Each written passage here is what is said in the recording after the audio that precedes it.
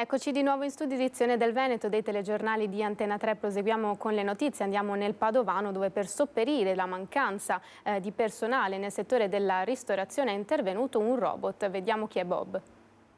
Sono un robot intelligente. Benvenuto nel nostro ristorante. Per ora presta servizio nella zona bar dell'Hotel Mille Pini di Montegrotto.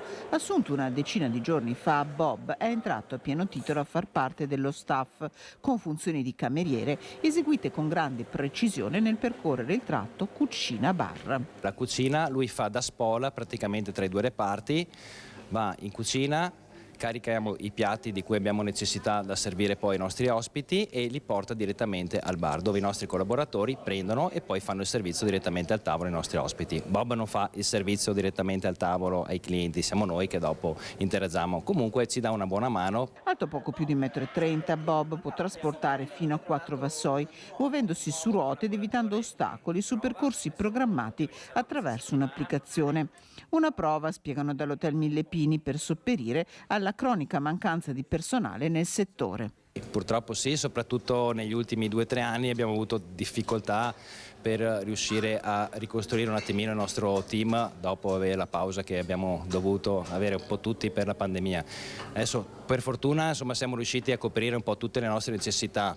Diciamo che sì, ci sarebbe sempre bisogno di avere comunque nuove leve disponibili che si avvicinano al mondo dell'hotellerie e della ristorazione. Come l'hai accolto? Sì, soprattutto anche dai clienti, sorpresi di averlo visto in opera, e diciamo che qualcuno di loro si è fatto anche delle foto, dei video, comunque sì, è stata una piacevole impressione che hanno ricevuto da Bob, sì.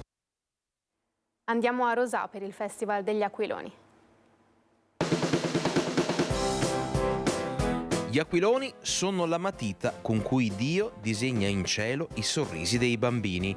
Saggezza orientale che descrive, come meglio non si potrebbe, l'emozione di centinaia di famiglie, di bambini, di aquilonisti e di artisti arrivati da tutto il mondo a Rosà per rendere indimenticabile il 15° Festival Internazionale degli Aquiloni. Stamattina i bambini delle quarte elementari delle scuole hanno partecipato insieme all'Aido e hanno lanciato anche un messaggio importante che è il messaggio del dono.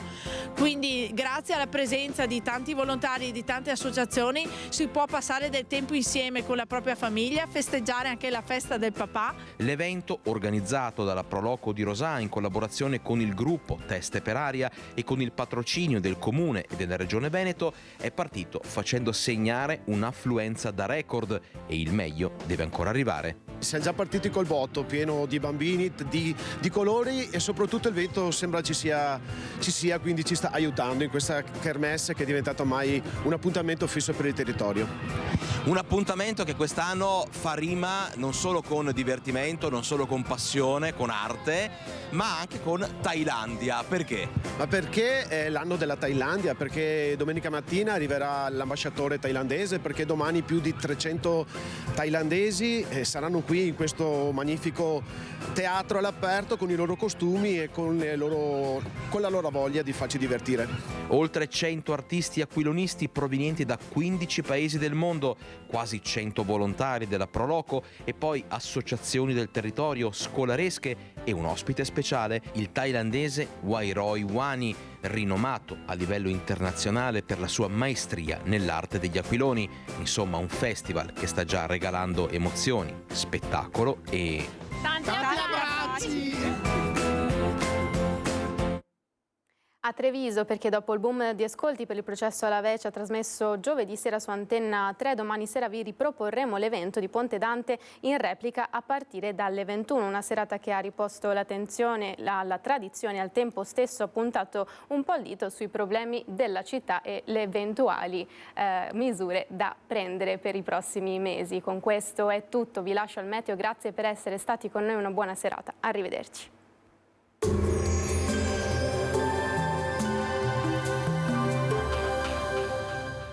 Cooperativa Agricola Volpago offre carni fresche e selezionate di prima qualità, senza uso di antibiotici, direttamente dagli allevamenti locali dei nostri soci allevatori. Bentrovati al meteo. La pressione tornerà ad aumentare sul nostro territorio, il clima sarà dunque mite. Vediamo il dettaglio di domenica 17 marzo. Sul Veneto sarà possibile qualche nebbia in pianura e nelle valli di mattina. A seguire rasserenamenti ampi con spazi di sereno alternati a locali annuvolamenti. Temperature in contenuta variazione, minime tra 6 e 8 gradi, massime tra 14 e 18 gradi.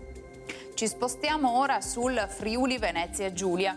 Nella notte e fino al mattino avremo foschie o locali banchi di nebbia su pianura e fascia lagunare. A seguire schiarite e nuvolosità a tratti. Temperature minime tra 6 e 8 gradi, massime sui 15-17 gradi. Infine diamo uno sguardo alla situazione del Trentino Alto Adige, dove non mancherà un ampio soleggiamento con cielo sereno o al massimo poco nuvoloso. Temperature minime sui 5-6 gradi, massime intorno ai 18-19 all'incirca. Dal meteo è tutto, vi auguro un buon proseguimento in nostra compagnia.